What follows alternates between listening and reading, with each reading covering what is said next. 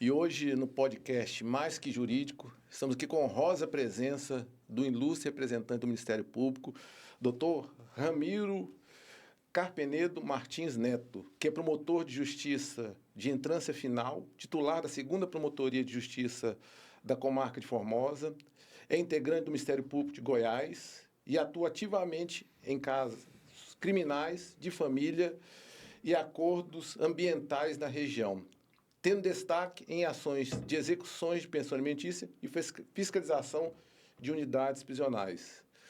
Doutor Ramiro, é uma honra receber o senhor aqui e é um bate-papo e nós vamos querer saber um pouco da sua vida e só contar um pouco dos desafios, porque o senhor já é promotor de entrância final, mas fez a opção de ficar em Formosa. Sim. Inclusive um promotor que é reconhecido pelo Ministério Público, porque foi promovido para ir para a entrância final por merecimento. Isso poucos conseguem. Isso é devido, eu acredito, pela atuação e pelo desempenho no Ministério Público.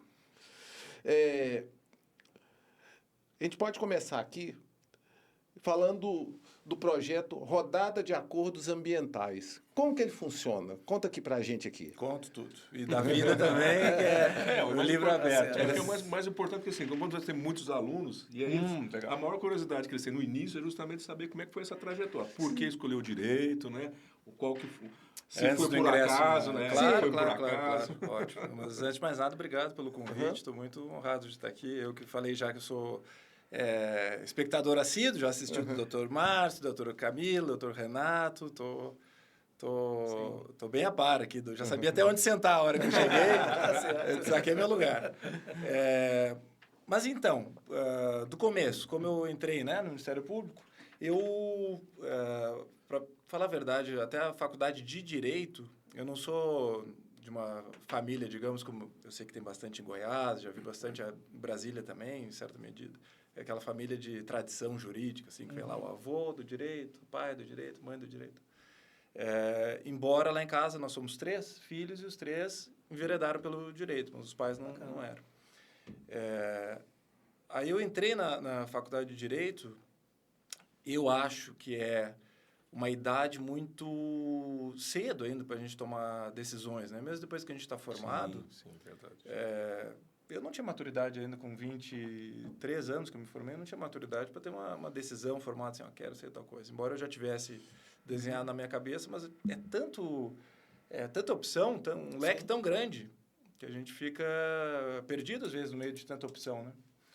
Aí a gente acaba indo, eu imagino que a trajetória normal de boa parte do pessoal que cursa o Direito, acaba se dirigindo para onde a gente vai estagiar, a experiência que a gente tem, verdade, né? Verdade. Aí eu tive experiência como estagiário no Ministério Público por um curto período, no Ministério Público com atribuição na área de família, que é, curiosamente, hoje uma das atribuições que eu tenho, na minha cidade, em Pelotas, onde eu nasci, cresci, me formei lá.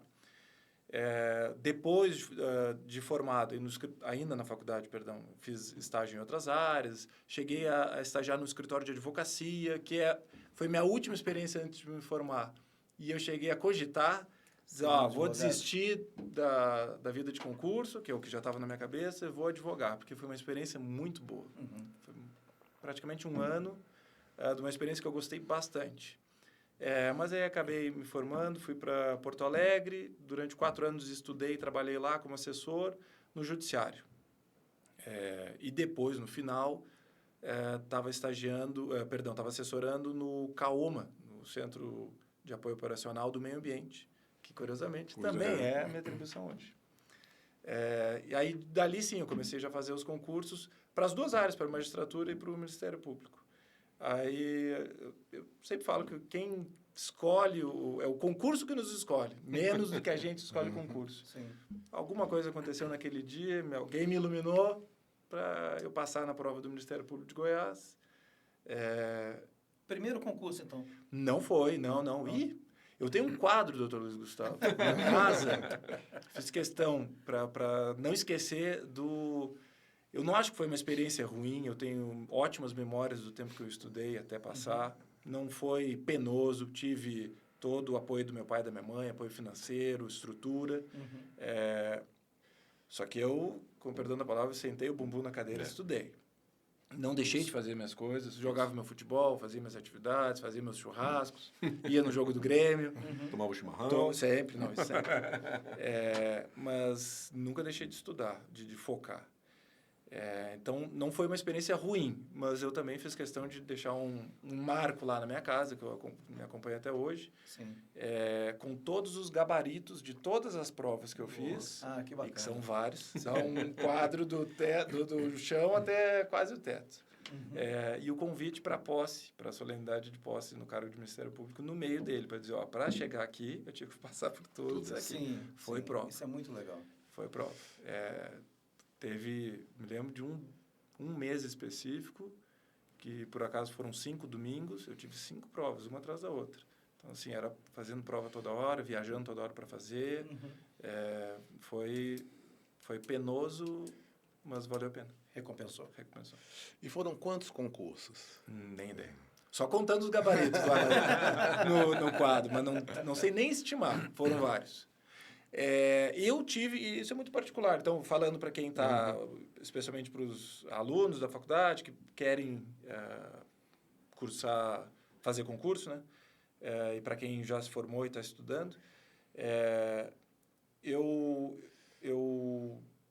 foquei nesses 2 concursos, assim, Ministério Público e na magistratura, mas acabei fazendo outros também, até para não perder o tino de como fazer a prova, né? O treino da prova, que é outra coisa. Fazer em casa é uma coisa, liga no ar-condicionado, tranquilo, sem adversidade. Outra coisa é passar por toda a experiência de fazer uma prova, né? Que é pegar um táxi, crucial. hoje um Uber. Passar pelos perrengues que podem acontecer que não são controláveis, né? Durante o dia. Ou às vezes ter que se deslocar. Claro que nem todo mundo tem condições de ficar viajando, pegando um ônibus ou um avião para viajar para todo lugar fazer prova, mas eu acho que é uma experiência que tem que ser feita, muito mais do que ficar em casa fazendo simulado, com um ambiente controlado, digamos assim, é diferente. Verdade. A gente tem que passar por essa experiência. Mas, então, eu não me lembro quantas provas eu fiz, não sei nem estimar. Eu sei que eu tinha dificuldade na primeira fase. A prova de magistratura do Ministério Público é aquela maratona, né? Eu tive muita dificuldade para passar para uma segunda fase. Depois parece que o negócio andou bem, tanto é que eu fiz poucas segundas fases, umas 2 ou 3, e prova oral foi a única que eu fiz e eu já passei. Talvez porque o Ministério Público de Goiás tinha mais necessidade que a gente entrasse do que eu tivesse capacidade de entrar, porque nós éramos em menor número os que passaram para a prova oral do que o número de vagas. Então, acho que o pessoal disse, qualquer bobagem que eles falavam, manda eles aqui para dentro que a gente está precisando. Aí, enfim, mas brincadeiras à parte, a gente teve... Foi uma turma muito reconhecida até hoje dentro do Ministério Público. A turma que entrou em 2014 tem grandes expoentes do Ministério Público de Goiás, são colegas muito bons, cada um no que faz. Foi uma turma bem escolhida, digamos. Verdade. Mas, doutor... Agora voltando, né? A gente já voltou, mas vamos voltar aqui. Vamos voltar mais um pouquinho. Por favor, volte, porque vocês já viram que eu vou... promotor não sabe falar pouco. Esse é o problema. E como é que foi essa mudança de região? Porque o senhor é do Sul. É verdade. Sim. Do Rio Grande do Sul, que é um dos estados mais prósperos do Brasil. Isso aí é indiscutível. Sair do Rio Grande do Sul, da sua cidade, para vir morar em Brasília, para atuar no entorno. Teve algum choque cultural em relação a isso? Boa pergunta. Acho que dá para ver, eu não largo minhas raízes, assim, eu continuo, evidentemente, eu tento manter tudo que eu tinha de tradição quando eu morava no Rio Grande do Sul, eu mantenho até hoje. Mas olha que coisa curiosa. Quando eu estava lá e comecei a prestar o concurso, assim que eu passei no concurso de Goiás, vou confessar, na minha cabeça era assim, eu não vou nem assumir. E nada a ver com o estado de Goiás. É porque eu tinha na minha cabeça assim, se eu passei num concurso dificílimo que é o Ministério Público de Goiás, eu acho que eu tenho condições de continuar fazendo concurso para voltar para o meu chão, para onde está a minha família, para onde está as coisas que eu gosto. Então, eu vou ou se eu for, eu vou por um tempo para já voltar. Dito e feito, fui, e em seguida teve uma prova do Ministério Público do Rio Grande do Sul, e eu não passei nem na primeira fase. Então, a vida foi me levando para cá. O que eu via antes, com certa ressalva, que é sair do meu lugar de conforto e ir para outro lugar, hoje eu acho que me deu uma bagagem de vida que eu agradeço todo santo dia de ter vindo para cá.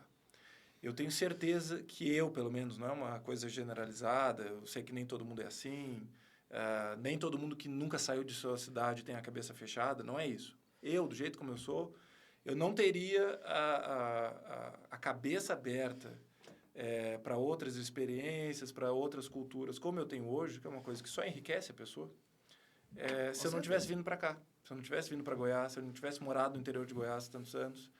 Brasília é um capítulo relativamente recente. Eu morava no interior de Goiás, depois fui morar em Goiânia, um tempo que trabalhei 2 anos no GAECO, que fica em Goiânia.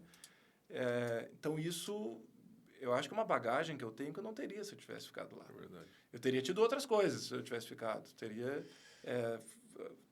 ficado mais próximo da minha família, tá todo mundo lá, ninguém desgarrou do chão, fui o único. Mas eu tento ver o copo meio cheio. Eu ganhei coisas que eu não teria ganhado se eu tivesse ficado lá. Essa frase do copo meio cheio é do Gustavo Lima. Já vi que você é fã dele também, né? Eu vou arriscar que não é do Gustavo Lima. Talvez ele tenha se apropriado de alguma música. Mas a esposa... Gustavo Lima, nada contra. Mas a esposa conheceu nesse... Conheci aqui no positivo, churrasco da firma, eu falo, no churrasco que a minha turma ofereceu para a turma dela. Ela é 2 turmas depois da minha. Então, turma, eu estou falando que ela é promotora também. Ela é de Recife. Então, veja só, eu lá do Rio Grande do Sul, ela lá de Recife. Aumentou ainda mais a diversidade cultural. Cultural, exatamente. Isso é outra coisa também, que a vida me trouxe, que hoje eu sei... Eu não vou ter essa audácia de falar que eu sei nem tanto quanto, nem mais do que ela, da minha própria esposa, sobre a cultura nordestina. Mas eu absorvi muito de música, de cultura, de livro, da própria cidade de Recife. Quando a gente vai lá, eu faço questão de ir nos lugares, não só os que ela costumava ir, mas os turísticos, os históricos, Olinda, a gente vai para lugares específicos lá. Então, isso também... me acresceu demais. E eu conheci ela no churrasco que a minha turma ofereceu para a turma dela, de boas-vindas. Aí, ali a gente já se conheceu, já tirei foto do meu celular para ela pedir. Na verdade, pedi para tirar foto do celular dela, para depois pedir o telefone dela para ela mandar. Cá estamos hoje, anos depois, já casados, com um filho. Quem diria? Muito bom. E qual que é a sua comida, então, preferida? Uma buchada de bode ou um costelão gaúcho? Mas isso não tem a menor dúvida. Ou um piqui, né? Não, já tô... Para não comprometer nenhum. Cada coisa no seu lugar. Eu acho que até um goiano diria que é costelão. Né? É imbatível. Mas é verdade. É Mas imbatível. o piqui, ele já... O piqui acompanha. Até porque naquele bate-papo inicial que a gente teve lá, um dos grandes prazeres que eu tinha na vida, doutor, era quando eu ia para a fazenda da minha tia e o piqui que tinha lá era contado. Então, eu tinha direito a comer 5 caroços, 10 caroços. Comer não, ruê. Exatamente. Cuidar com o espinho. E aí, o que acontecia? Quando era comprado, era desse jeito. Mas aí tinha o dia de catar piqui no pé. Sim. Aí... a gente ia com balde. Eu lembro de criança, isso vem na minha memória, assim, ia com balde. O que você catasse, aí você podia comer tudo. Aí você podia se fartar. Então, isso aí, aquela molecada toda, toda a família toda pra lá, pra catar pé de piqui. Era um evento da minha família. Então, por isso é que quando eu vejo um derrubador de piqui, isso me dá raiva, até como advogado, viu? Esses aí... Você tá tocando no nervo do promotor ambiental aqui. Também é complicado. Enfim, especialmente quando a gente tá falando de... ou desmatamento, ou corte de árvore isolada, mexendo aqui com a nossa vegetação nativa, e o pé de piqui é simbólico, né? É uma coisa que eu aprendi eu somatizo isso hoje em dia. Mesmo gaúcho, mas eu vim para cá e é uma coisa que ainda me choca, assim. A quantidade de desmatamento em larga escala, corte indiscriminado de árvore, que as pessoas não pensam assim na consequência. Impressionante. E, doutor, voltando aqui à primeira pergunta, como é que foi esse projeto e essa rodada de acordos ambientais? Como surgiu essa ideia de idealizar isso? Então, surgiu de uma necessidade, para ser, de novo, bem sincero.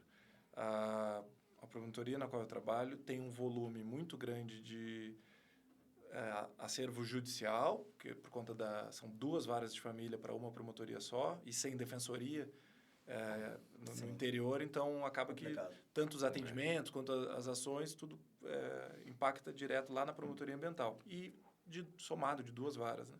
É um volume muito grande. Só que também tem um volume muito grande de extrajudicial, que a gente chama, que é essa atuação antes de virar uma ação judicial, exclusiva dentro do Ministério Público, nessa área ambiental. Aí eu tinha, então, essa necessidade de tentar dar vazão nas 2 frentes. O judicial, como a gente trabalha com um prazo que o próprio, ou a lei ou o juiz fixa, a gente vai correndo atrás da máquina e tem que fazer o que tem que fazer. Sim. O extrajudicial, muitas das vezes a gente faz o que dá, com o tempo disponível e com os recursos humanos disponíveis. Isso é uma coisa importante também falar. O Ministério Público cresceu muito em termos de estrutura de recursos humanos, mas ainda está atrás da demanda existente e atrás também do judiciário. Então, é uma briga quase inglória de a gente conseguir fazer frente ao que o judiciário nos manda, enfim. Mas isso para dizer o seguinte, que eu comecei a ver um volume muito grande de extrajudiciais, de inquéritos civis públicos, envolvendo principalmente mais de 70% foi o diagnóstico que eu fiz naquela época. Era de desmatamento ou de corte de árvore isolada, enfim, de supressão vegetal. E eu cálculo simples, a demanda está maior do que a vazão que a gente consegue dar de volta. Então, eu tenho que fazer alguma coisa para enxugar, para voltar a um nível factível, com o qual eu consiga trabalhar. Eu estava com mais de 300, perto de 350 extrajudiciais na promotoria. Nossa. É muita coisa. Muita coisa. Quando a gente pensa uma promotoria especializada, só faz isso, dá para trabalhar. É pesado, mas dá para trabalhar. Quando a gente pensa que tem outras atribuições, que tem audiência, que tem atendimento, que tem o judicial para fazer, não dá. Então, essa rodada de acordos ambientais surgiu nesse contexto, de eu tenho que dar vazão nisso para resolver. Nada mais do que um mutirão. Eu chamei colegas, amigos do Ministério Público, e disse, vocês precisam da ajuda de vocês. Nós fomos em 8, se eu não me engano, na primeira rodada, e fizemos como se fosse um mutirão. Eram 8 promotores, a gente emparelhou todos os procedimentos. A gente colocou eles todos no mesmo pé, digamos, estão todos relatados, todos já foram ouvidos, todos já estão com relatório de valoração feito, com relatório de constatação de dano feito, está tudo igual. Pronto, isso deu um trabalhão. Agora que está todo mundo no mesmo pé, vamos chamar todos, botar na frente desses 8 promotores o dia inteiro para oferecer acordos, termos de ajustamento de conduta, TACs. Todos com o mesmo critério, muito embora os valores fossem variando de acordo com o volume do desmatamento, a área e tal. E, assim, grata surpresa, a gente sabe que toda primeira tentativa que a gente vai fazer não vai surtir o efeito desejado. Mas a primeira já foi super, super, super exitosa. Graças a Deus deu tudo certo, os colegas que trabalharam foram excepcionais. A gente teve uma taxa de adesão que, se eu não me engano, girou em torno de uns 94%. Nossa, isso quer dizer que de todo mundo que foi notificado, mais de 90% compareceu. E desses 90%, eu acho que eram... acho que foram pouquíssimos que não fizeram acordo. A imensa maioria fechou o acordo. E isso faz com que o volume, de uma vez por todas, caiu, de um dia para o outro, digamos, caiu consideravelmente. Então, já nos dá margem, nos dá fôlego, tiramos a água do nariz, botamos no pescoço, para começar a trabalhar com esses outros. Mas como a experiência foi boa, logo em seguida a gente já fez a segunda rodada e que já deu mais retorno também, com outros colegas. A doutora Oriane repetiu, de Valparaíso, que trabalhou nas 2 rodadas, e deu efeito também. A gente conseguiu... Eu até poderia ter buscado os dados para falar de cabeça aqui, mas talvez o dado mais impactante, né? Fora mais de 1.500 hectares de servidão ambiental perpétua, 1.500, para quem não... A gente fala hectares, é uma coisa meio etérea, assim, ninguém sabe direito o tamanho, né? Se a gente fala assim, 1 hectare é um campo de futebol. Brasileiro pauta tudo por futebol, né? Hectare é um campo de futebol. Tipo, agora imagina 1.500 campos de futebol que vão ficar gravados na matrícula do imóvel com servidão ambiental perpétua. Que isso quer dizer, ninguém mais toca. Está protegido, tem que ser cercado, averbado na matrícula, não pode desmatar mais. Perfeito. Foi um ganho demais. Fora o tanto de área que vai ser recuperada, fora o tanto de reserva legal que vai ser replantada e de APP também, plantio compensatório de não sei quantas mudas também, de espécie nativa ameaçada de extinção. E talvez não é o dado que eu considero o mais relevante, mas eu sei que é o mais impactante, que só nessas 2 rodadas foram 6.400.000 que foram revertidos, 6 milhões de reais e 400 mil, que foram revertidos para projetos ambientais cadastrados anteriormente na promotoria. Nossa. Aí, dos mais variados, da Polícia Civil, das ONGs de proteção da causa animal, da própria Prefeitura, a Secretaria Municipal de Meio Ambiente, de uma fundação com vocação cultural, Fundação Museu Couros, para a reconstituição da Vila Couros. Enfim, vários projetos ambientais, Corpo de Bombeiros, enfim... Todo mundo que tem algum projeto ambiental que estava cadastrado na segunda promotoria recebeu parte desse valor, de 6.400. Aí, como deu certo, agora a ideia é pelo menos uma vez por ano, se não 2, uma por semestre, tentar fazer esse acordo, essa rodada de novo. Bacana. Que dá até um efeito, não só pedagógico, mas a reação que a gente percebeu dos próprios investigados e depois compromissários, né? No dia lá, foi muito boa, foi muito receptiva, assim. Foram eles mesmos dizendo, que bom que está fazendo isso. Eu sei que o TAC é mais favorável do que se for responder a ação. Sim. E muito mais. Com certeza. Mas que bom, isso aí vai ser revertido para onde? Para tal projeto, que bom, conheço eles, legal esse projeto. Foi uma receptividade muito boa. E da comunidade dos advogados, então, nem se fala, foi super boa. Eu acho que favorece para todos, né?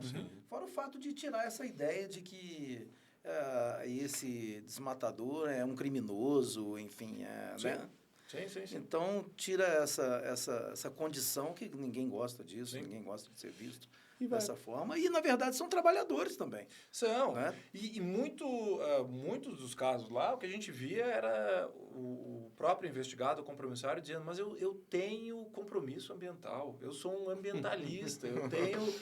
Às vezes a gente sabe que isso é só discurso para tentar amolecer o coração antes de fazer o TAC, mas alguns que eu conheço já mais de perto, eu sei que é verdade. E que, às vezes... ou herdou uma área como obrigação ambiental, vamos falar juridiquês. Bom, é mais que jurídico, mas fala juridiquês. A obrigação ambiental é próprio terreno. Então, se o doutor Luiz Gustavo era dono da área, desmatou e eu comprei a área depois, eu continuo sendo responsável também pela obrigação ambiental, também.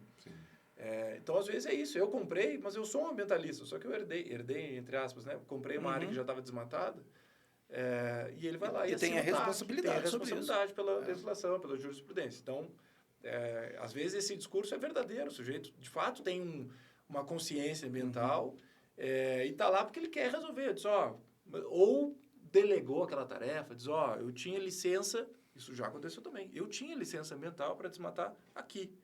Só que ele não vai ele próprio lá desmatar, ele tem uma equipe dele que faz isso e o sujeito escapou da poligonal ali, desmatou um pouquinho mais para o lado, entrou na reserva legal, por exemplo. Foi erro do meu funcionário, quero pagar, vou refazer, vou fazer mais, já ouvi isso também, vou fazer mais do que está no TAC. Sei lá, tinha 3 hectares para recuperar na reserva legal e o sujeito resolveu fazer 6 a mais. Pode, ótimo, que bom. Tem isso também. Então, essa postura não é rara, não, a gente vê. E como é que fica a fiscalização, doutor? Depois do acordo feito e tudo mais? Depende dos casos, se eles são de desmatamento, de corte de árvore isolada. Isso até foi uma coisa... Que bom que o senhor perguntou, é bom a gente tocar nesse assunto. A gente tem visto um movimento por parte da Secretaria Estadual, da SEMAD, né? E aí, cada um vai ter a sua opinião, se isso é proveitoso ou não, se é certo ou não. Cada um tem a sua opinião, é difícil dizer.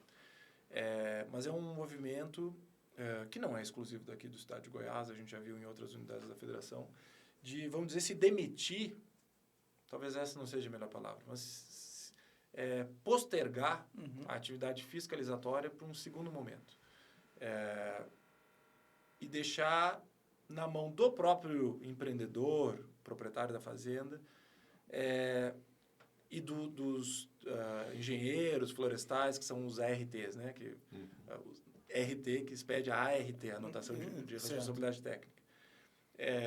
Deixar na mão deles a autodeclaração do dano, da recuperação que vai ser feita e tal. Esse movimento,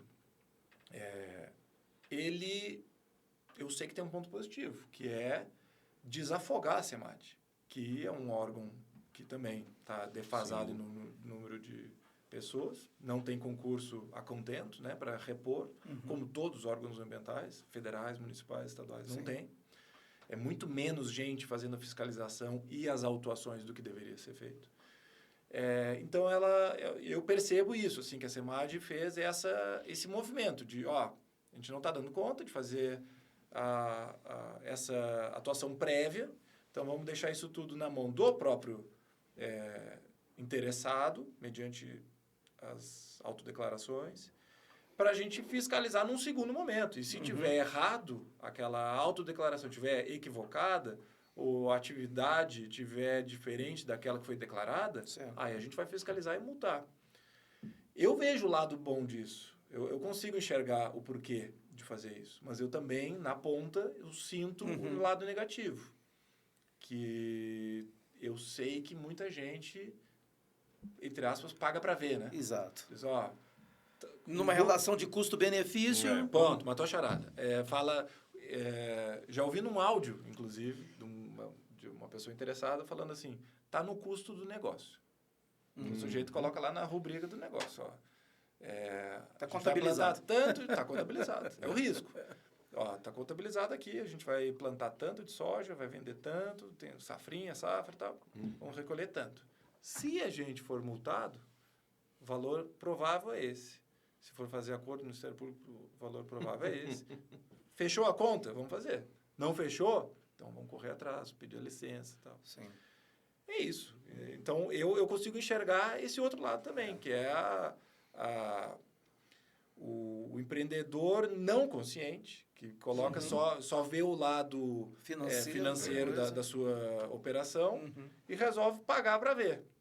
Aí, nisso, a gente vai ficar dependendo de, algum dia, a SEMAD ou a própria Secretaria Municipal fazer a fiscalização e constatar. Então, para isso, já fica o aviso, então, para isso o Ministério Público já está se movimentando também, para depender cada vez menos dos órgãos estaduais e de fiscalização. De fiscalização. Porque a gente tem à nossa disposição plataformas excelentes. O MAP Biomas, por exemplo, é em tempo real. Em tempo real. Uma plataforma que aglutina outras tantas com uma qualidade de dado absurda. É um colosso o MAP Biomas, subutilizado. Se a gente tivesse tempo à nossa disposição, e, de novo, recursos humanos, eu sempre bato nessa tecla, a gente conseguiria não depender da área administrativa, né, da secretaria. A gente vai lá, olha no MAP Biomas, faz a constatação, gera o relatório, e aí manda para a secretaria. Constatei aqui, teve desmatamento. Que é o órgão que tem que notificar. Exatamente. Então, a gente está caminhando já nesse sentido, para tentar, como as esferas são, de fato, independentes, administrativa, civil e criminal, para a gente ser independente também na fonte, que é não depender da secretaria nos mandar os autos de infração. A gente ir atrás dela, que é uma função do Ministério Público também. A gente não pode ser passivo no sentido de só esperar os autos de infração chegar. Se a gente tem à nossa disposição um mecanismo que a gente Perfeito. consiga sair atrás. E eu acho que ficaria até mais isento também, né? Porque em certas situações pode até acontecer do poder político também querer entrar e desvirtuar um pouquinho na questão da multa. Às vezes eu vejo isso acontecer muito, de perseguições. E ficando exclusivamente, eu acho que seria o ideal, pelo Ministério Público, isso evitaria também as perseguições políticas e também as proteções, de um tanto de um lado quanto de outro. Porque pelo que o senhor falou aqui, um áudio, eu imagino a sua indignação de escutar um áudio do cara colocando isso no negócio. Né? Não, Mas é desse jeito. Mas também, eu não sou assim... Quase todos os empreendimentos têm isso daí. Eu não vou generalizar. Quase todos talvez seja forte. Olha o corte aí para fazer. Eu fiquei indignado, evidentemente, porque eu tenho um lado, que é a proteção do meio ambiente. O concurso que eu fiz pressupõe isso, que eu estou ali para defender o meio ambiente. Isso não significa defender a qualquer custo, eu tenho que ponderar os outros lados.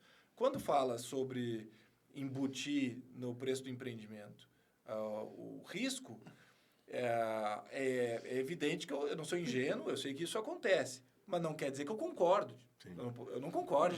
É evidente que eu não concordo. Então, eu vou atuar do outro lado. Mas eu sei que isso acontece. É uma coisa... A gente normaliza, muitas das vezes, aquilo que não deveria ser normalizado, que não é natural. Isso é um dos exemplos. Eu estou normalizando uma situação que deveria ser capa de jornal. O sujeito está... Também acho. Guardadas as devidas proporções. Se forem pesquisar um acordo que foi feito nos Estados Unidos, se eu não me engano, e nem me lembro da década, 70 talvez, não sei quando é que o Fusca de lá, que era o Ford Pinto, quando é que ele foi fabricado, sei lá quando, década de 70. Talvez tenha sido na Alemanha, porque é Volkswagen, sei lá. Quando ele foi fabricado, se eu não me engano, o motor era atrás, não era na frente. Sim. E começou a ter muito acidente, porque quando tinha colisão de um carro atrás de um Ford Pinto no Fusca, tinha muitas explosões e isso ocasionava muitas mortes. E se descobriu que isso já tinha sido previsto pelo setor de engenharia da montadora. E isso foi embutido no preço, no custo da operação. Diz, vai acontecer acidente com morte. Quantas são estimadas? Quanto custa a indenização para a família? Se a gente colocar isso no preço da operação, fecha a conta ou não fecha? Isso é um absurdo. A gente está falando de uma coisa que foi tratada... São vidas, né? Lá não foi tratado como vida, foi tratado como número. Como número, negócio. Como número, como negócio. Então, transportando para cá, guardadas as devidas proporções, é isso. A gente está tratando, não é de número, é do meio ambiente. Sim. É toda uma coletividade que toda, que ninguém é dono, todo mundo é dono. Todo mundo é dono. E aí o sujeito está embutindo o preço disso na operação. É impactante, embora a gente saiba que acontece, a gente normaliza, mas não deveria. É uma coisa que o senhor tem razão, eu fiquei indignado. Aí a gente atua para tentar coibir, para tentar reverter, mas fico indignado, com certeza. Eu vendo aqui, né, eu vejo que o senhor defende um Ministério Público menos demandista e mais focado em resultados práticos. E quais são as métricas de sucesso de um promotor moderno hoje? E o senhor é moderno em todo sentido. Tanto é que já é promotor de entrância final, entrou jovem no Ministério Público, já é um promotor de entrância final e está aqui. Então, o senhor vê o Ministério Público mais moderno. Como é que o senhor defende para poder isso ser aplicado pelo próprio Ministério Público? Antes de responder, eu vou ter que fazer um disclaimer. Porque, assim, moderno em termos de tecnologia, coisa assim, talvez eu seja o maior dinossauro do Ministério Público. Começa já que eu não sou como uma pessoa completamente analógica, fora de rede, não tenho Instagram, Facebook... Estou quase desistindo do WhatsApp. Eu sou completamente alheio à tecnologia. Televisão, uma coisa que eu não me lembro a última vez que eu liguei sem ser para jogo do Grêmio. Enfim, não assinaria embaixo dessa afirmativa. Agora,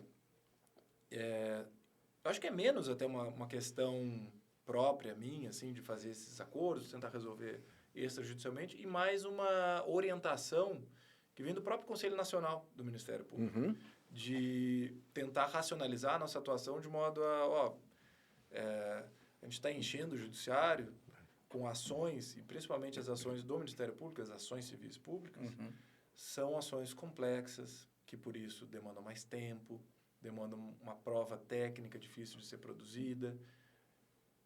A gente não vê uma ação civil pública sendo instruída e julgada em 1 ano. Nunca.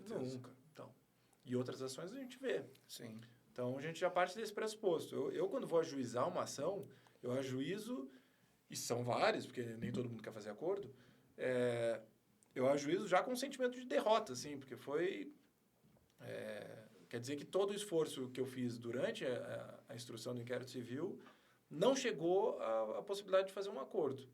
E se eu não conseguir fazer o sujeito entender que o acordo, né, o TAC, é muito mais vantajoso, mas muito mais, do que uma ação civil pública, ou eu falhei nessa comunicação de tentar fazer ele entender isso, ou é porque ele não tem condições nem de fazer o TAC, que dirá de cumprir uma sentença, uma futura sentença numa ação civil pública. Então, a gente não vê a ação civil como o melhor dos recursos, a gente vê como o último. E acho que percebendo isso é que o Conselho Nacional, já há muito tempo, expede recomendações, orientações, enfim, nesse sentido, para que a gente priorize as soluções consensuais. Eu estou falando muito de TAC, mas tem outras tantas, né? Tem o próprio ANPP e o ANPC também, Sim, ele fala um pouco. Acordo de não persecução penal, acordo de não persecução cível. A gente tem que tentar fazer as soluções consensuais primeiro e esgotar elas, mas também, de novo, nem tudo, nem tanto ao céu, nem tanto à terra.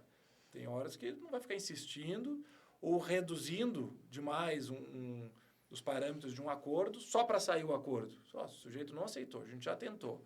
Fez o que tinha para fazer, então, infelizmente, o caminho não é um leilão, né, doutor? Não, de jeito nenhum. Não pode ser. Não Exatamente. pode ser. O Ministério Público não pode tratar, e acho que de fato não trata, o TAC ou qualquer acordo como uma barganha nesse sentido. Diz, eu vou te oferecer X. Mas se não quiser, se ele oferecer metade de X. Não, metade de X não. Talvez... Não é por aí o acordo. O acordo é em outro... Tanto é... Eu falei que eu falo muito. Tanto é que a nossa resolução mesmo, ela trata desse sentido expressamente. Ela diz, a gente não pode barganhar valor. E não é isso que ela fala, não é barganhar. Ela fala, a gente não pode ser objeto de negociação o valor. Por um motivo óbvio. A gente não é detentor do direito que está sendo posto ali em negociação. Ele é coletivo, difuso. Disponível. Indisponível. Então, o que eu posso dispor? Qual é a margem de negociação que a gente tem? Forma de pagamento, carência, parcelamentos, nesse sentido. Modalidade. Em pecúnia, bem pontuado. Ou em pecúnia, ou em compra de equipamento para destinar para algum lugar. Perfeito, isso aí tudo a gente pode negociar.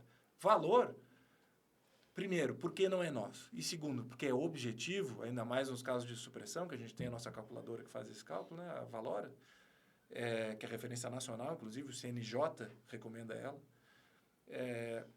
A gente não pode negociar nesse sentido. Diz, eu pedi num TAC X milhões, 2 milhões.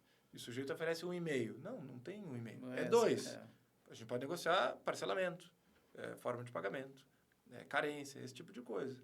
Mas não pode ser uma barganha de jeito nenhum. Tá errado se for nesse sentido. Infelizmente, eu sei que acontece porque às vezes a gente não tem tanto parâmetro objetivo fora dos casos de desmatamento, né? Quando é algum outro tipo de dano ambiental, fica mais difícil de valorar. Mas tem as ferramentas à disposição, por isso a gente não deveria negociar nesse sentido. Mas perfeita pontuação, isso mesmo. A gente pode negociar nesses pontos. Mas eu vejo muito, doutor, que quando se fala de acordo, e eu não sei se é o jeitinho brasileiro ou se já é um pouquinho de má fé, eu fico tentando entender. Porque se fala de acordo, aí o cara já quer barganhar. Porque quando a gente se fala de um ANPP, do ANPC, de um TAC, é um acordo para coletividade. Sim. E as pessoas já querem falar, acordo não, é um acordo. Eles acham que é bilateral. Eles não veem que o acordo é unilateral. Você está propondo 2 milhões, mas você não está negociando, né? Então não é acordo. Mas é porque né? também, Beto, eu acho que tem muitas pessoas que não têm essa consciência. Eles acham que estão negociando com o compadre, não é? Estão acostumados a fazer porque essa... normalmente a palavra o acordo, assim, Sim. Né, dentro do contexto, fora do contexto jurídico, muitas vezes ele vem com a pessoa, pro leigo, né, ele vem com essa conotação. Pô, mas se é acordo, você está me oferecendo 2... Isso não é acordo. Mas aí você está falando para eu pagar. Né? É algo taxativo já, né? Então, já ouvi isso, inclusive. É o que a gente tenta falar, ó. E isso é verdade. Eu fiz uma consulta formal ao CNMP.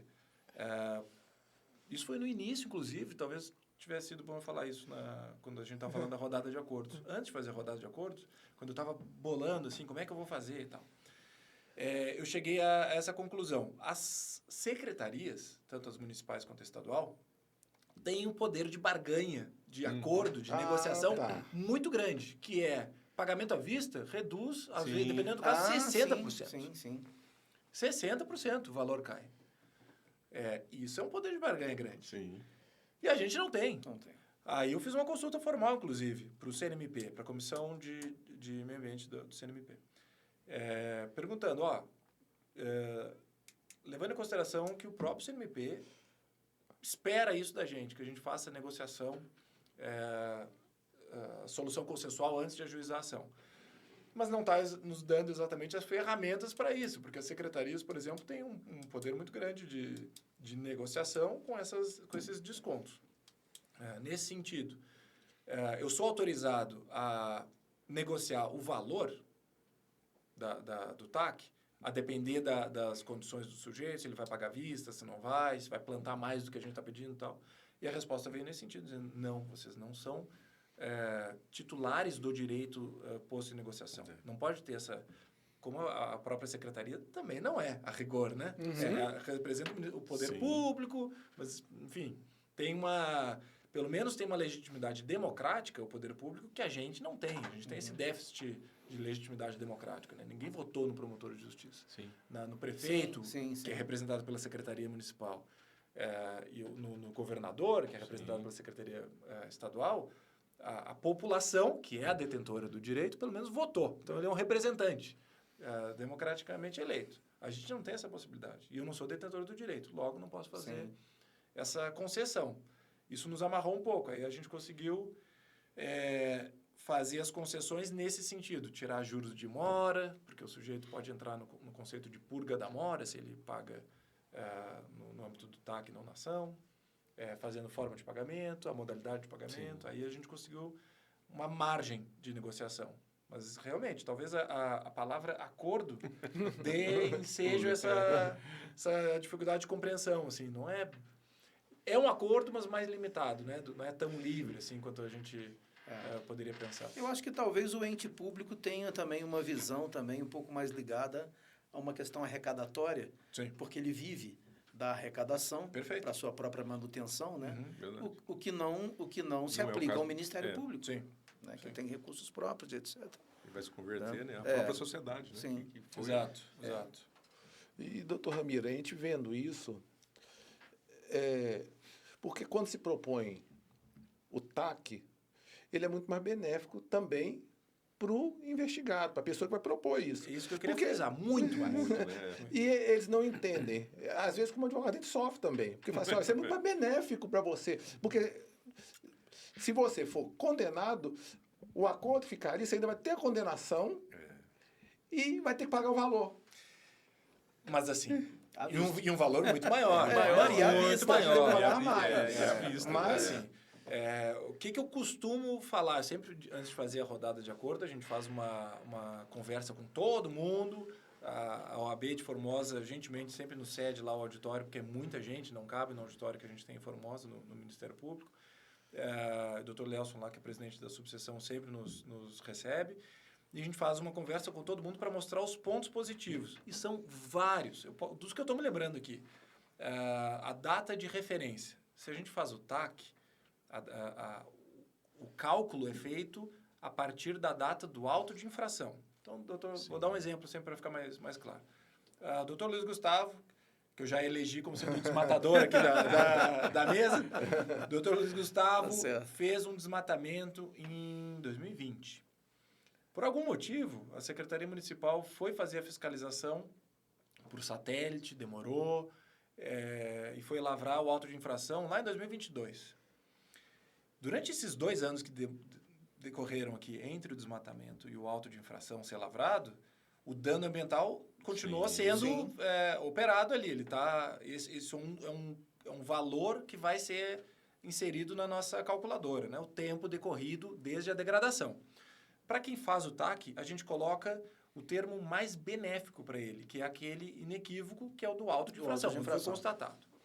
Se a gente vai ajuizar a ação, é obrigação minha, inclusive, eu tentar remontar o máximo possível por satélite, por qualquer tipo de perícia que esteja à nossa disposição, até a data em que está consolidado o desmatamento. Só esses 2 anos aí, você não tem ideia do valor que aumenta. Imagino, sim. Juros de mora. Já falei aqui fora do ar, tem casos que a gente já pegou de quase 2 milhões só de juros de mora. Nossa. 2 milhões, sobe no TAC.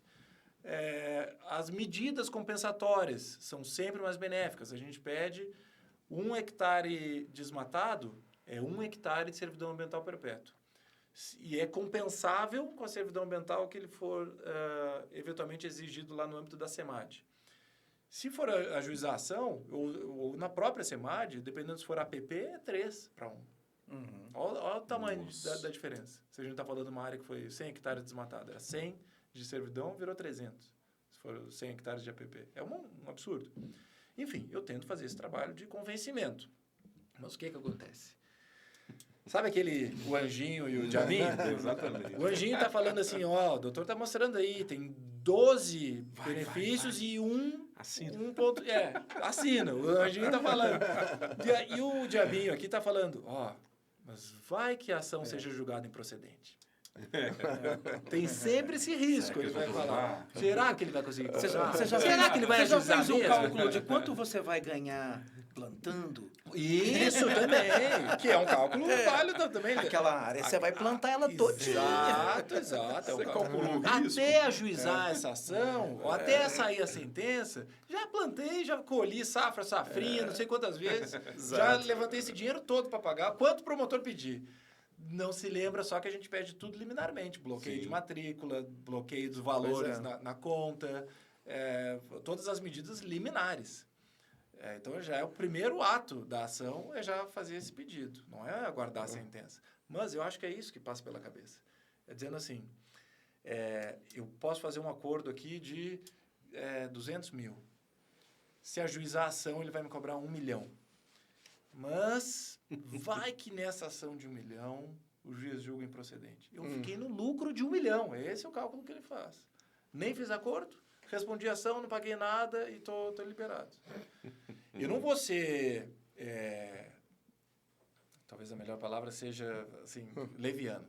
De falar para ele, para o compromissário em potencial, de que com certeza a ação vai ser julgada procedente. Eu não sei o que passa na cabeça do juiz, pode ser que... Sim. Eu posso falar para ele uma estatística, a gente já ajuizou tantas ações ambientais. Nenhuma foi julgada procedente. Se servir de consolo a estatística, né? Cada 100 aqui, 100. Estatísticas tá contra o senhor, mas... Você pode ser aquele que... Pode ser, exatamente. Que quebre exatamente. esse ciclo, né? O diabinho tá falando assim, mas a exceção é que justifica a regra. Mas eu acho que é isso que passa pela cabeça, de ele prever, quando eu estou falando que eu não sou leviano de falar isso para ele, porque daí chega lá no momento da negociação, eu falo, se o senhor não fizer o acordo, por qualquer motivo, porque não pode, porque não quer, porque foi orientado a não assinar, qualquer coisa, a consequência qual vai ser? Eu vou ajuizar a ação, que não será com esses valores, serão os valores atualizados. E qual é a consequência disso? Não sei, é assim que eu falo. O senhor tem 50% de chance, como eu tenho 50% de chance. O Ministério Público tem 50% de chance de ganhar a ação e o senhor tem 50% de chance de ser julgado improcedente. Sim. Aí é uma avaliação que o senhor tem que fazer com o seu advogado. Ninguém fica desassistido lá. Quem não vai com um advogado constituído, A gente sempre pede a para gentileza nomear lá um pro advogado da Nelson OAB para nomear alguém, para ajudar. depois a gente pede também a fixação judicialmente de UHD para quem atuou. Sim. UHDs, né? No plural, É, senão é sacanagem. Ajuda, né? Então, todo mundo está sempre bem assistido lá. A gente tenta informar da forma mais abrangente possível para o sujeito não tomar nenhuma decisão sem ter todos os dados na mesa. Né? Porque é importante, a gente sabe que Sim. a depender do desmatamento, às vezes é a economia da vida do sujeito ali que está em jogo. Então, ele não pode ser também querer jogar no bastantão. Cada caso é um caso. A gente tem que tratar cada caso individualmente. Porque para ele é individual. Para o sujeito que está fazendo é uma investigação, é uma negociação da vida dele. Então, a gente tem que tratar cada um separadamente. É difícil. Mas eu imagino que tem dado certo. E eu falo muito que Formosa é uma grande cidade, uma cidade polo, como Lusiânia. Sim. Uma cultura já bem enraizada. Sim. Cultura do coronelismo mesmo, como em Lusiânia né? Aquela coisa das famílias tradicionais, dos agricultores, dos grandes agricultores.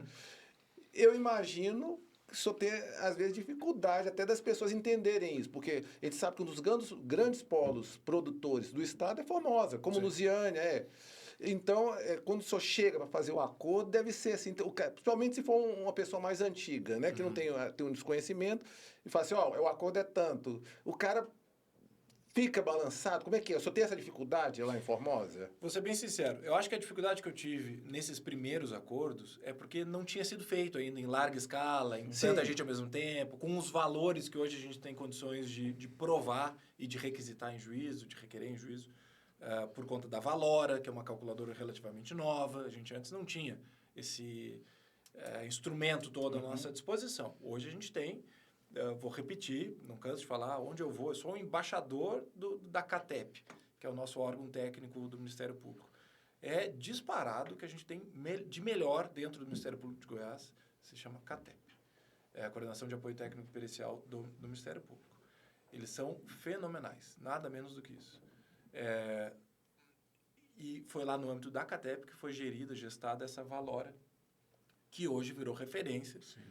Tanto é que, repito, o CNJ recomenda para os juízes, tem lá um manual simplificado de valoração de danos ambientais complexos, alguma coisa assim, é o nome do manual que o CNJ encaminhou para os juízes, e está lá, quando precisarem de ferramenta de apoio, a Valora, está aqui o link do Ministério Público de Goiás.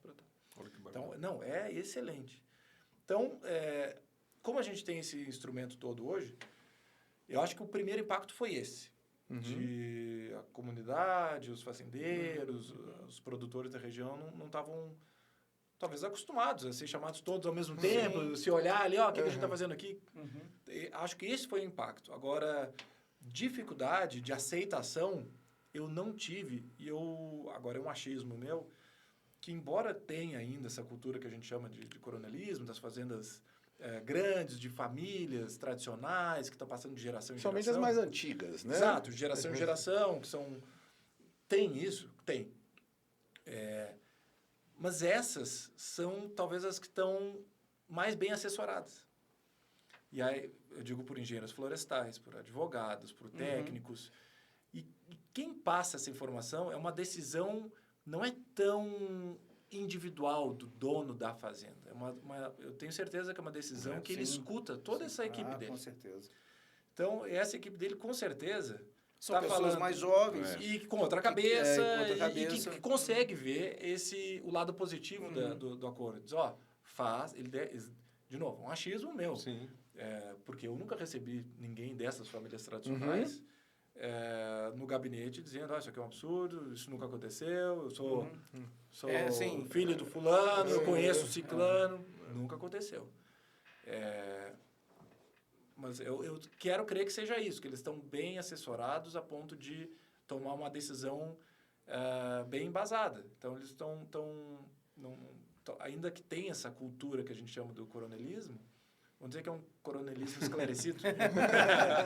Algo nesse sentido. Será que esse polo turístico também não influencia também? Porque sabendo que Formosa tem um polo turístico, cachoeira, toda, e a comunidade não aceita mais, né, essa cultura antepassada, né? Vamos colocar. Será que já não tem essa visão, né? Como você falou, já tem pessoas nesse apoio dando essa visão? Porque acho que boa parte desses fazendeiros também usufrui também desse contexto, né? Do polo turístico da região. Demais. Né? E que é fortíssimo em Formosa. Aliás, faço convite para quem não conhece para É conhecer. lindo lá. Agora, até como é que é a Cachoeira Feia? Lagoa Feia. Lagoa Feia é bonita, né? É exatamente o contrário. A Lagoa Feia eu diria que é a menina dos olhos de Formosa, assim. Isso já é um outro assunto. Que, inclusive, é uma dificuldade que a gente está tendo por conta da ocupação da orla da Lagoa Feia por bares, restaurantes, e a degradação daí decorrente, porque tudo é PP, né? Sim. No final das contas. É difícil... É difícil conciliar os dois interesses, que tem também, de novo, eu tento ver sempre o outro lado. É uma coisa que mais me ajuda do que me atrapalha, eu acho, tentar entender o outro lado. Além da exploração econômica ali das famílias, que tem os bares, os restaurantes, é evidente, mas tem o apelo turístico. A coisa mais agradável é a gente sentar num bar, num restaurante, na beira de uma lagoa. Só que, de novo, eu não sou promotor do lazer, eu sou promotor do meio ambiente. Então, eu tenho que ver essa questão. E, de fato, ali é a PP. Por isso que eu estou dizendo, é uma coisa difícil de conciliar. A ocupação ali da orla com a proteção ao meio ambiente, com a proteção da APP. E eles sempre fazem a comparação com a... Já volto para... Sim, não? O que é isso? Estou tergiversando demais, mas sempre fazem a comparação com o Paranoá, em Brasília, com o Pontão, né, do Lago Sul. Isso, que é sim. canto. Mas são situações diferentes, porque o Paranoá é artificial, para começo de conversa. O Lagoa Feia não é. Já tem uma diferença de tratamento jurídico aí. Exato. Mas, enfim, é uma questão que eu estou bem debruçado, estou com calma, maturando bem o assunto para ver qual é a melhor solução, que atenda, no possível, todos os interesses. Se não der, o meio ambiente, e aí a gente vai ter que fazer o que tem que fazer. A gente sempre vê principalmente Santa Catarina, que é um Ministério Público de vanguarda na questão ambiental, o tanto eles chamam de paradouros, né? Lá na orla da praia, negócios milionários que movimentam sei lá quanto de dinheiro e que tiveram que ser demolidos, posto abaixo. A questão foi até o STF voltou e não tem para onde correr. É APP? É APP, então tem que demolir. A APP é meio inegociável. Fora as exceções que estão lá no Código Florestal, que são extremamente rígidas. Mas, enfim, isso aí acho que dá outro podcast só a Lagoa Feia. Imagina. A gente está falando da questão das fazendas e de pegar esse influxo, né, turístico e do público de Formosa que tem essa vocação turística e, portanto, de proteção ao meio ambiente. Mas eu sempre penso que a população ela não é formada por um consenso. Ela sempre vai ter os dois interesses, em maior ou menor escala de um lado ou de outro, mas tem os dois interesses. Então, eu tenho a grata satisfação de trabalhar num lugar que tem pessoas e profissionais extremamente dedicados e vocacionados à proteção do meio ambiente. Isso nos ajuda demais como Ministério Público. O tanto de demanda que a gente já resolveu, que nos foi trazida pela população interessada, fora os órgãos que são voltados para isso, Instituto Cultural Caminhando Cantando, IFG, UEG, que a gente já fez lá de trabalho em conjunto, só nos ajudaram com essa questão. Mas eu sei que tem os dois lados para conciliar. E tem gente que protege, que não aceita mais essa questão que a gente está falando, coronelismo, essa questão de cima para baixo, mas tem gente que já acha isso aqui, chama os eco-chatos, são os radicais. Fica a disputa até de narrativa, assim, é difícil, mas eu sei que tem os dois lados. Então, é bom saber também que tem os dois lados. E, doutor Ramiro, e quais são os maiores desafios específicos para a proteção do cerrado numa região turística igual Formosa? Olha, um desafio a gente já citou. A questão eu não vou chamar de cultura, porque não é uma coisa tão disseminada. Mas a postura de alguns, quero crer que são poucos, dessa postura de pagar para ver.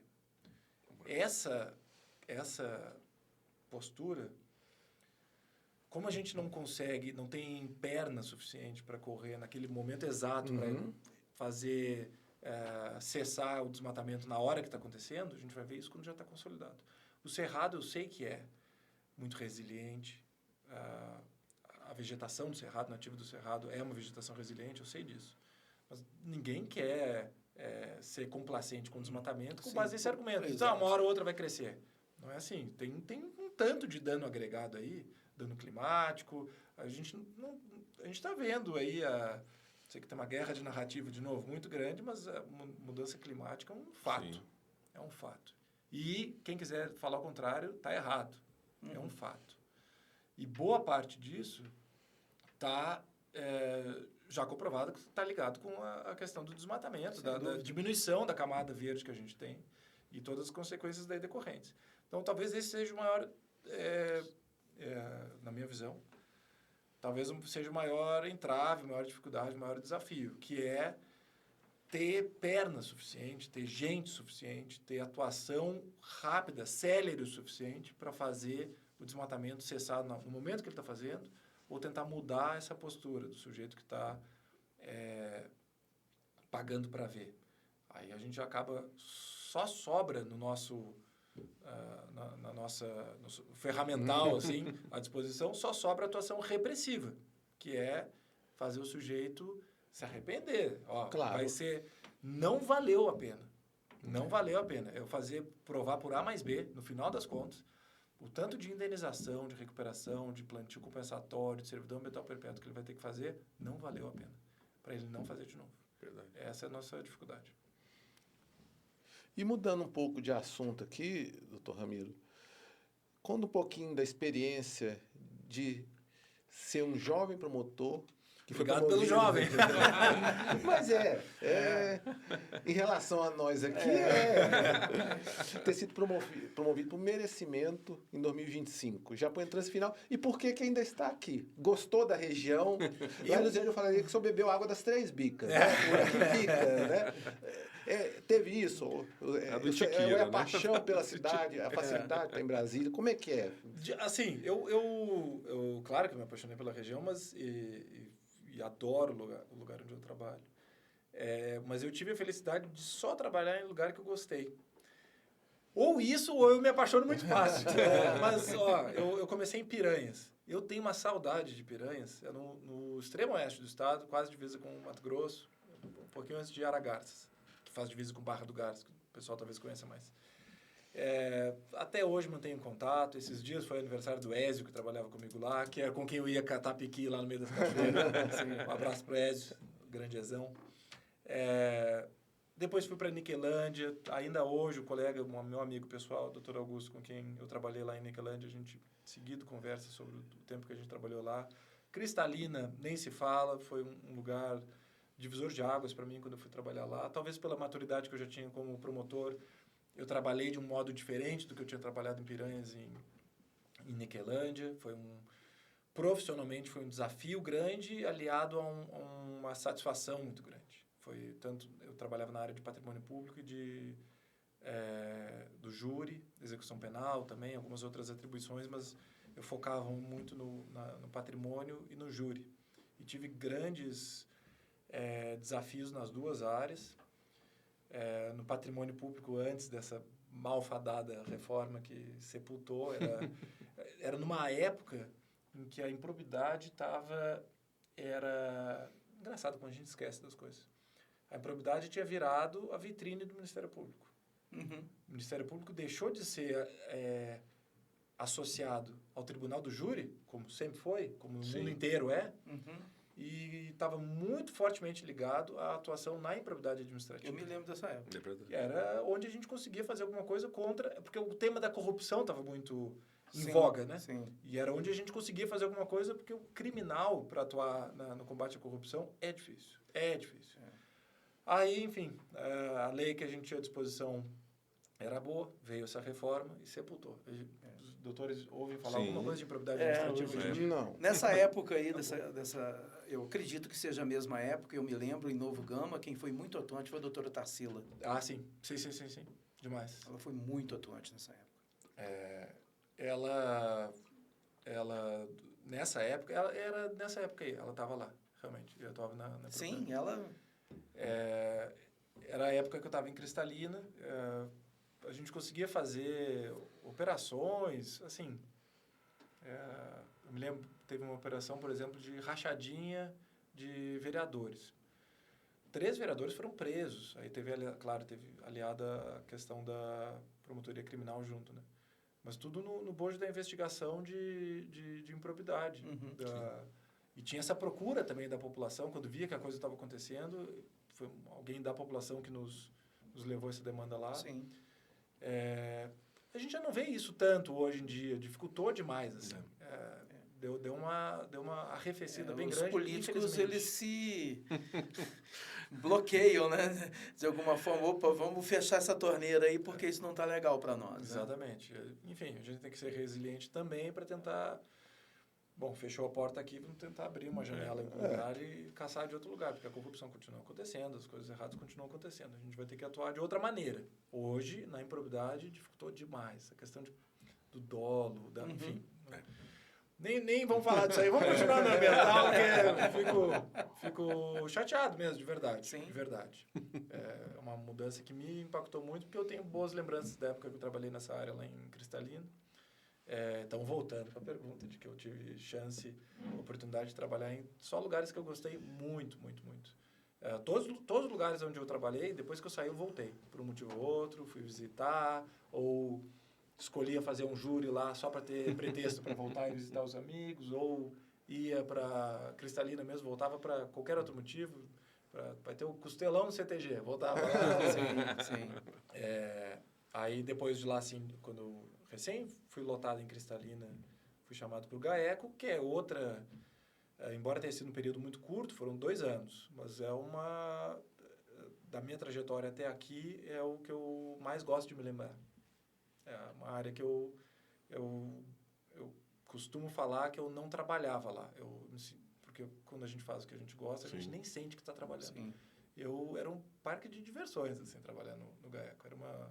A parte de investigação é uma coisa que eu aprendi que eu gosto muito. Eu descobri ali que as investigações que eu já estava fazendo em Niquelândia, também na área da improbidade, em Cristalina, na parte do júri, que eu tinha as investigações também de homicídio, instauravam os piques lá. Eu aprendi ali a fazer investigação de outro nível, com outro nível de investigado, com outro nível também de ferramenta à disposição. Trabalhar em conjunto é diferente, trabalhar em grupo e ser o único promotor da tua promotoria é uma coisa.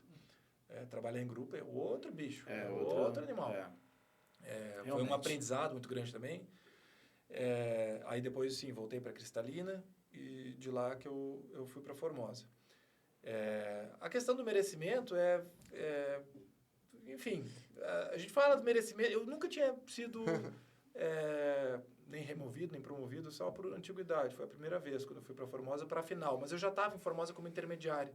Então, foi mais para digamos, justificar a mudança de entrância. Eu estava em Formosa como intermediário. Sim. E aí ela foi elevada de entrância para a final. Aí eu pude fazer essa opção quando eu fui concorrer a esse edital. Aí eu resolvi promover e ficar lá em Formosa. Foi nesse sentido. Mas, de novo, mais um lugar que eu também, se por algum motivo, algum dia eu sair, vai ficar. Que eu não tenho pretensão alguma, nem consigo imaginar um motivo para sair, vai ficar marcado para mim também na minha carreira, na minha vida, como um lugar que eu gosto muito de trabalhar. E também por essa mudança de áreas, assim, eu estava muito focado nessa questão de investigação, de criminal, de homicídio, de patrimônio.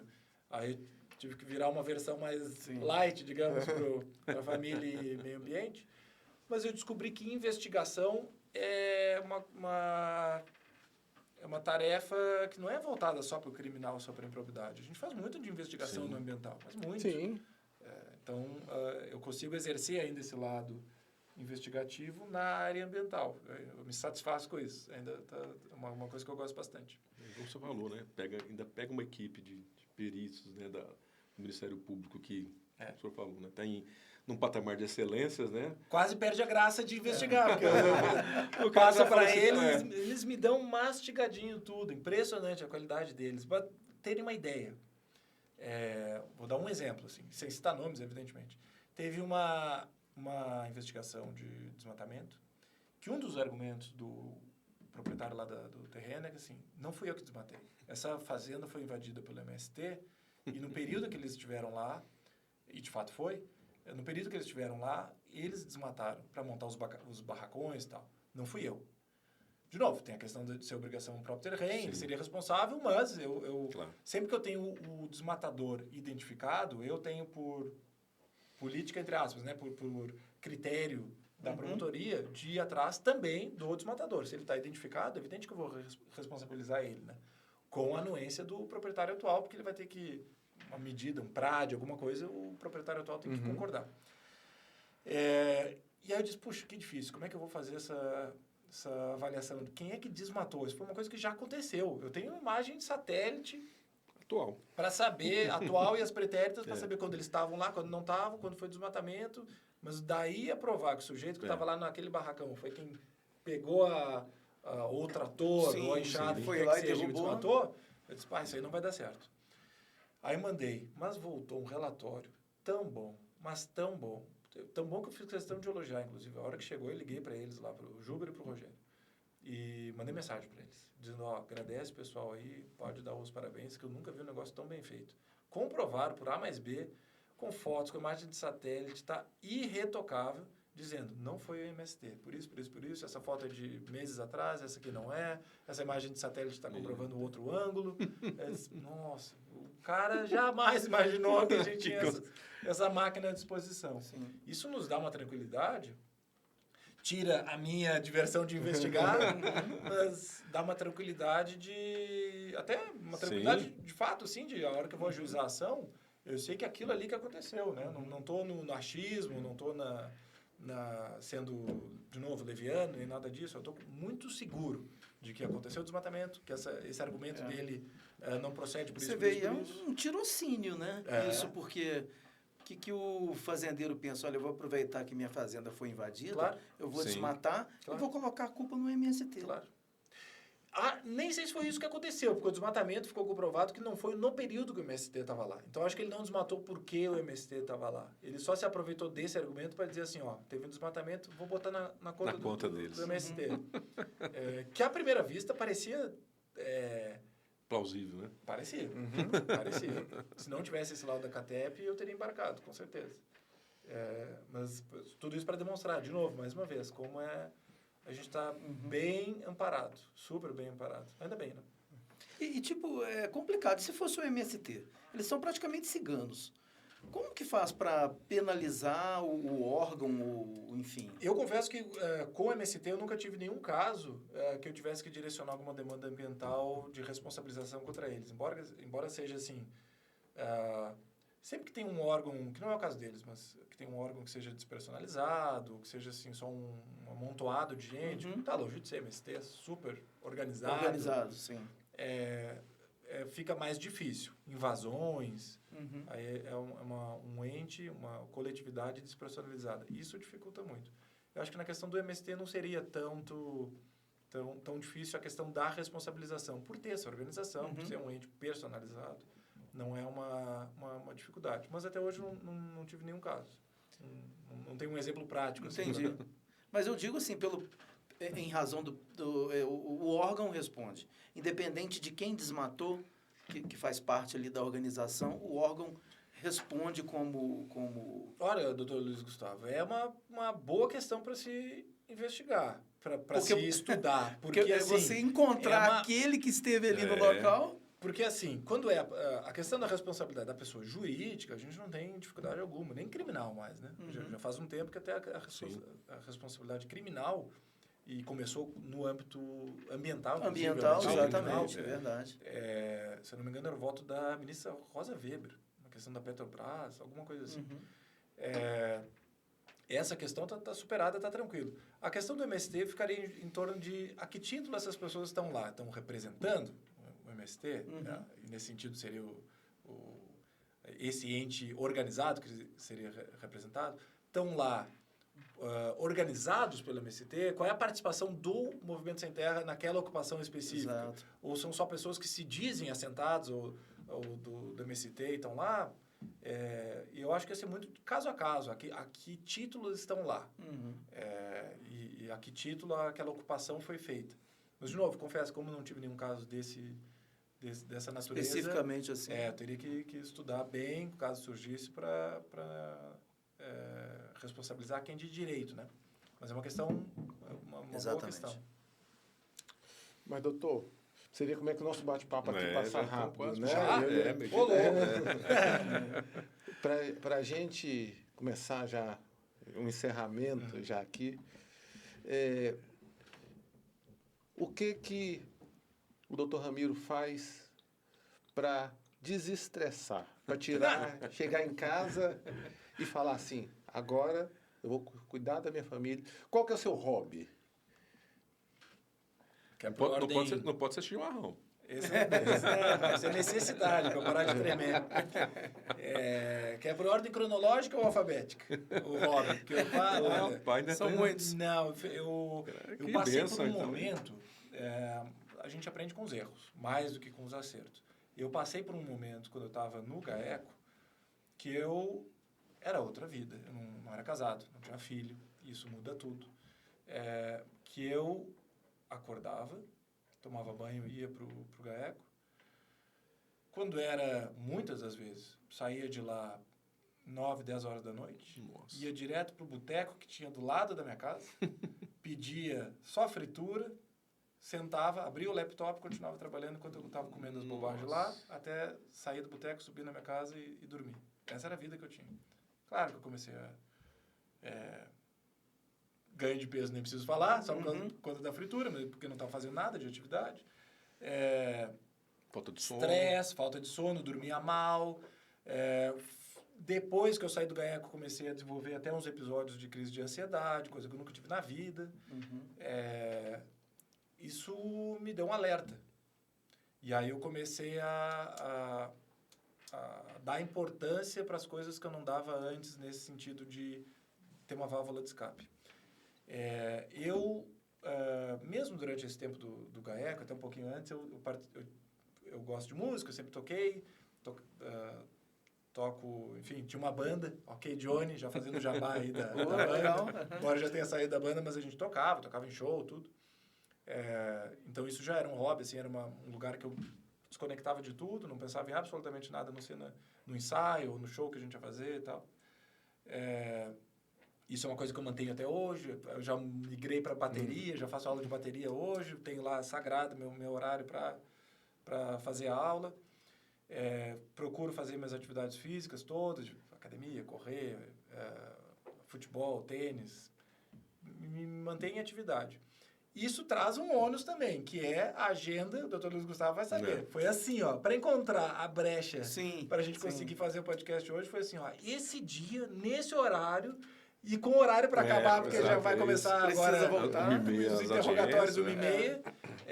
Então a agenda está muito cheia, mas eu acho que está me fazendo bem de ter essas atividades todas fora do horário de trabalho, evidentemente, para cuidar do corpo, cuidar da família, levar o meu filho, que é uma coisa que a gente passou a fazer, eu e minha esposa mais agora, de colocar ele em várias atividades e que dependa da gente levar, da gente estar junto para também ter um tempo de qualidade com ele. Isso tudo a gente está fazendo. Enfim, então assim, respondi dizendo vários hobbies, não tenho um só e tento manter. Assim, é uma coisa que eu prezo. Tem que ser tratado, lidado como prioridade, tanto quanto as outras coisas. Se a gente coloca como algo a mais, vira aquilo que é dispensável. O algo a mais é sempre dispensável. Se eu não tratar saúde, mental principalmente, como prioridade, aí eu vou deixar ela em segundo plano, e segundo plano quer dizer último plano. Isso só falou uma coisa que hoje eu também adotei como estilo de vida. Esse negócio de acordar para ir para academia, para depois falar, primeiro eu vou priorizar a minha saúde e depois ir cuidar do trabalho, porque sem a minha saúde estando em dia, como é que eu vou conseguir trabalhar? Eu vou conseguir exercer minha profissão como deve. Sim. Isso é importante, porque eu venho sentindo isso. Eu também tinha, domingo, era dia de eu ficar em casa, tomando minha cervejinha, ali relaxado. Que faz bem também. Não vai dizer, faz bem pra de cabeça. tudo não, né, doutor? Não, Mas eu ser tomo, radical demais é ruim também. mas eu tomo. Mas a sensação da academia, ela é mais prazerosa do que o da cerveja. Eu não sei se só sente isso também, né? Ótimo. Eu tenho ciclos, digamos. Vamos dizer que agora eu estou no ciclo de que... Depois que engrena a atividade física... Agora, por exemplo, a gente começou a treinar, eu e minha esposa, para uma corrida que eu vou tentar fazer, de novo, uma meia maratona. Então, tem uma preparação. Uma preparação específica para fazer. Eu já estou há algum tempo treinando, então eu já estou chegando nesse ponto de, que coisa boa. Eu faço questão do dia que eu treino, aí eu vou ou à noite, ou de manhã, ou no final de semana, eu vou fazer esse treino. Já me dá essa sensação que o senhor está falando, de ser mais prazeroso. Exatamente. Mas eu não nego. É claro que é bom um momento de lazer. Às vezes que a gente associa esse momento de lazer, por exemplo, consumo de cerveja, vinho, o que quer que seja, também faz bem. O abuso é que faz mal. Sim, verdade. De tudo. Inclusive o abuso de exercício físico. Se a gente canalizar nossa vida para só fazer exercício físico, quer dizer que eu não estou dando tempo para minha esposa, para o meu filho, para o trabalho. Exato. Então, como tudo. Alguém já disse, Confúcio, salvo engano, há milênios, sei lá quantos anos, que a virtude está no meio. Quer dizer, isso é o equilíbrio. Então, a gente tem que equilibrar, inclusive isso, as coisas que a gente taxa como sendo boas, saudáveis, para bem-estar, são tudo isso, mas na medida certa. Então, agora, a gente está falando, né, do trabalho. Teve uma mudança no Ministério Público de Goiás, que acho que não me lembro se o TJ acompanhou o MP acompanhou o TJ, da mudança do expediente, né? Que facilitou isso muito do lado pessoal, que era das 8 às 11h30, das 13h30 às 18h, mudou para do meio-dia às 19h. Isso ajudou demais o lado pessoal, porque ficou a manhã livre para fazer todas essas... Levo meu filho de manhã nas aulinhas dele, faço minha atividade física de manhã, participo de podcast de manhã. Isso ajudou bastante. Melhorou bastante. Eu faço muito mais coisa desde que começou esse expediente do que quando a gente trabalhava nesses 2 horários, de manhã e de tarde até as 18h. Então, isso ajudou demais também. Mas, enfim. Não sei se eu respondi, mas é isso. Respondeu. Com certeza. Música, esporte, lazer. Faço muita questão de receber os amigos, gosto de fazer meu churrasco. Procuro também tratar isso como prioridade. Já faz tanto tempo que a gente não faz churrasco com ninguém. Vamos marcar um final de semana. Então, procuro equilibrar tudo. E de vez em quando, para não perder o costume, faz um júri. Tranquilo. Vou dizer para o senhor. Para ver que eu já estou na família e meio ambiente e continuo fazendo esses júris. Mas eu fiquei tanto tempo afastado do júri, depois que eu saí de Cristalina, que era a atribuição do júri ainda, que quando eu fui fazer de novo, já voltando para Formosa, eu fiz alguns a pedido dos colegas lá, e depois quando eu fui voltar a fazer, eu fiquei pensando assim, será que eu sei fazer ainda? Será que eu... igual andar de bicicleta. Exatamente. Eu penso assim, claro que algumas coisas mudam, até porque, enfim, legislação mudou. O primeiro júri que eu fui fazer depois da lei que mudou o feminicídio para 40 anos, a questão da privilegiadora, do privilégio que agora não está mais só está no 121, não tem o 121A, eu fiquei quebrando a cabeça. E agora? Vai quisitar isso ou não vai? Eu nem sabia. Porque eu não estava mais na área, não estou me atualizando tanto quanto eu me atualizava antes. Agora que eu engrenei, comecei a fazer os juros de novo, que eu estou mais na ponta dos cascos em termos legislativos, digamos. Mas é que nem o senhor falou, é que nem andar de bicicleta. Então, e aí, por isso, como quem corre porque quer não cansa, não deixa de ser um lazer. Eu tenho o estudo para o júri, é cansativo, é uma coisa que me demanda. Eu não consigo fazer... minha esposa até que brinca, que diz que para fazer uma audiência de conciliação de alimentos, eu faço uma investigação de GAECO. Porque eu vou ver a vida do sujeito, eu pesquiso, se teve ocorrência, se não teve, se em qualquer lugar eu consigo achar patrimônio dele. Então, para o júri, imagina, uma coisa que vai decidir ali a liberdade do sujeito, a memória da vida do outro. Então, eu faço uma investigação bem profunda. E isso desgasta. Mas me dá uma tranquilidade para chegar no dia do plenário lá, eu sei o que aconteceu no processo inteiro, eu sei quem é quem. Eu fico tranquilo, assim, sereno quando eu vou para o júri. Então, quando eu chego lá, é um prazer. Independentemente do que aconteça, independentemente de como se enrola. Das intempéries. Independentemente disso, os embates. Né? Eu me sinto bem. Eu me sinto bem quando eu estou no júri. E me sinto bem quando acaba. De novo, independentemente do resultado, se eu fiz um bom trabalho, se eu deixei tudo lá no plenário, eu saio de lá satisfeito. Assim, fiz bem. A decisão é do jurado, não é minha. Sim. Então, com essa cabeça assim, eu saio bem. Não era assim. Antigamente, eu levava para casa o resultado negativo. Assim. Pô, como votaram negativo? Como? Eu transferia, né, a responsabilidade. Como que eles votaram? Ao invés de pensar assim, como que eu deixei passar tal argumento, não rebati tal argumento. Hoje em dia eu tô com a cabeça em paz, assim, sobre o que acontece no júri. Não, e assim, eu sou testemunha, o seu júri é maravilhoso. Para mim foi uma honra, né, a gente ter feito um tribunal do júri. Para mim também. Foi um aprendizado gigantesco.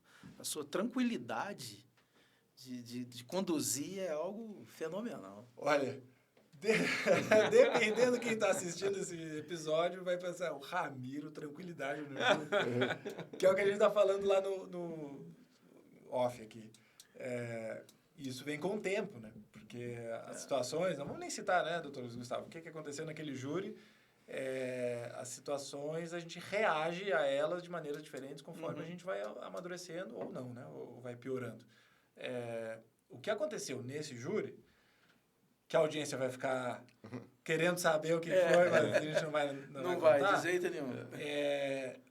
Se fosse 3, 4 anos atrás, eu teria lidado de uma maneira completamente diferente, que hoje eu entendo que é a maneira errada. Um grande amigo meu, o Dr. Denis Bimbatti, sempre falava que a gente tem que ser, com a idade, a gente fica menos incendiário e mais bombeiro. Verdade. Apaga fogo ao invés de tacar o fogo. Eu teria reagido de uma maneira que eu não teria nada a ganhar, até de forma estratégica, assim, uma coisa mais...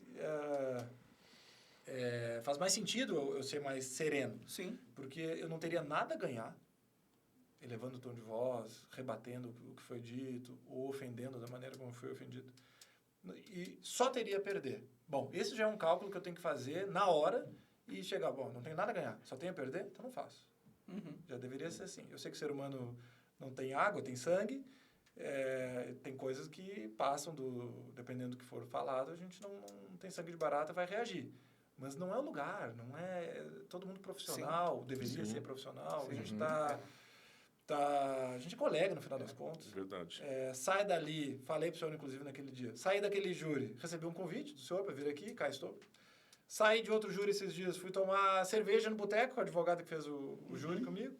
O que eu tenho a ganhar sendo intransigente, respondendo à altura de uma ofensa que me foi feita?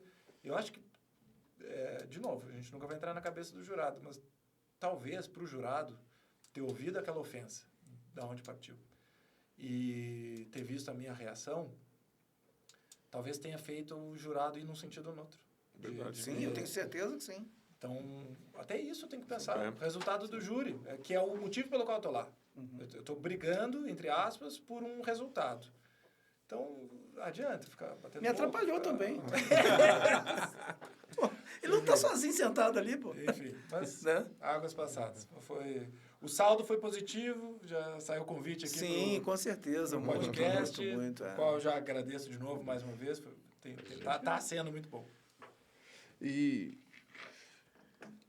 para encerrar, quem já sabe da sua agenda, e igual eu falei, passa muito rápido, né? Se a gente pudesse ficar aqui à tarde, a gente ia ter assunto para horas. Exatamente. Mas infelizmente não tem jeito, né? Qual que é a mensagem que o senhor vai passar agora que o Dr. Ramiro, promotor de justiça do Estado de Goiás, vai passar para os acadêmicos, para o nosso público em geral, que vão assistir o nosso podcast? Insista. Talvez seja maior...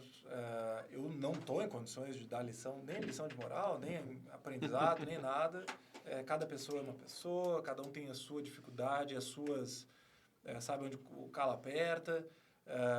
É muito fácil dizer insista, e E o sujeito que está me assistindo não teve o pai e a mãe que me deram tudo que me deram para eu ficar tranquilo estudando e trabalhando em Porto Alegre. Então, eu sei que cada um tem a sua realidade. Mas eu sei que todo mundo que está ao meu lado hoje passou no concurso e insistiu. Então, essa é a única coisa que eu tenho certeza. Demora. Isso, claro, estou falando para quem está mais focado no concurso público. É difícil, fica cada vez mais difícil. A fila não diminui, ela só aumenta, porque o sujeito que não passou no concurso vai fazer o próximo. Sim, quem está se formando. Mas insista, talvez seja o conselho que eu gostaria de ter ouvido se eu tivesse fraquejado, se eu tivesse pensado em algum momento em desistir porque estava difícil.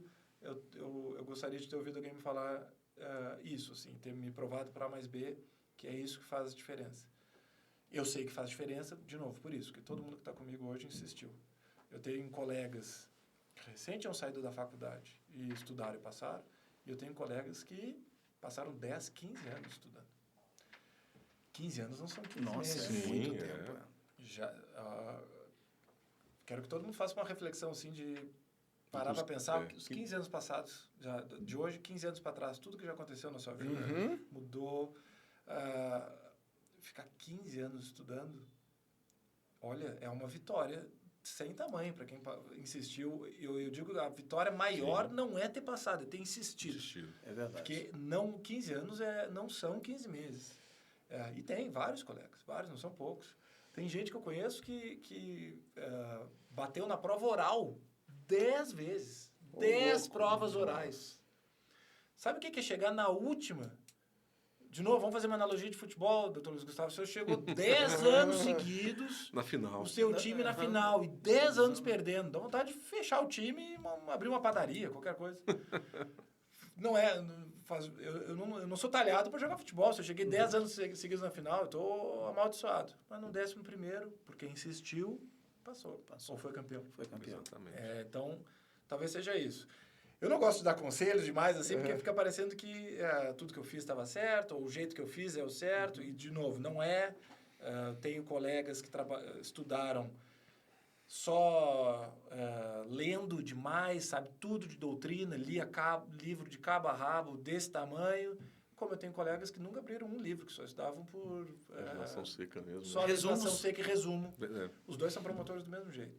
Mapas mentais, então, né? Aquela coisa. Exatamente. Tem gente que aprende mais de um jeito. Hoje em dia está mais difundido isso, né? Tem gente que é mais visual, tem gente que é mais auditivo, tem gente que aprende mais fazendo resumo, enfim. Então, cada um... talvez isso seja um conselho útil.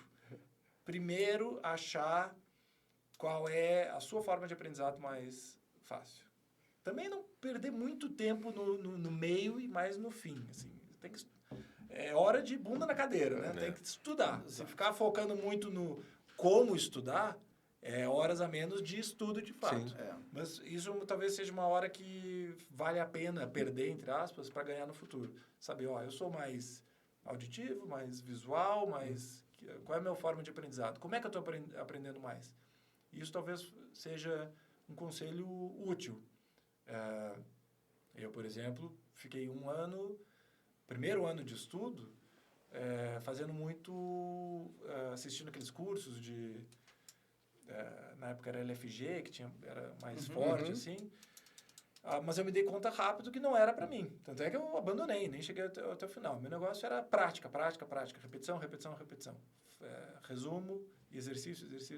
Tudo, o que ficava gravado em mim era a repetição. O meu jeito de aprender. A metodologia era essa. Era a metodologia. Não quer dizer que vai funcionar para todo mundo. Eu entendi que aquilo funcionava para mim e enveredei por esse caminho.